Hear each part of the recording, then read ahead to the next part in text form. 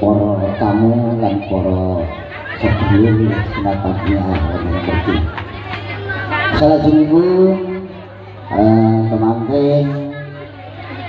kakung sampun sareng-sareng kula lan panjenengan pun mangke dari dipun gunakaken utawi dipun waosaken donga utawi doa saking panjenenganipun Mukarram atau Al-Ustaz ingkang sampun dipun dapuk wonten saklebetipun sedaya panitia punapa ingkang magugati panjenenganipun Bapak Sepuh kula Kang Mas Komis. Barangkali para tamu gabung sekuturi para tresna budaya ingkang dahat kawula pinanggih sampun wanjilipun tengah panggih temanten kekali dumateng Nakmah Putri Fadilah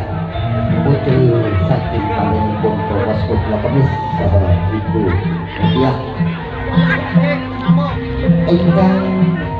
kakung mereka Kang Adi Saputra putra saking panjenenganipun Pak Dato saha Ibu Fadilah. Monggo sareng-sareng panjenengan panjenengan sami kula suwun angaturaken puja lan puji donga lan doa panjenengan sekalian dumateng temanten saripun mugi-mugi saged ninggalaken kesana ingkang endah saged ngayahi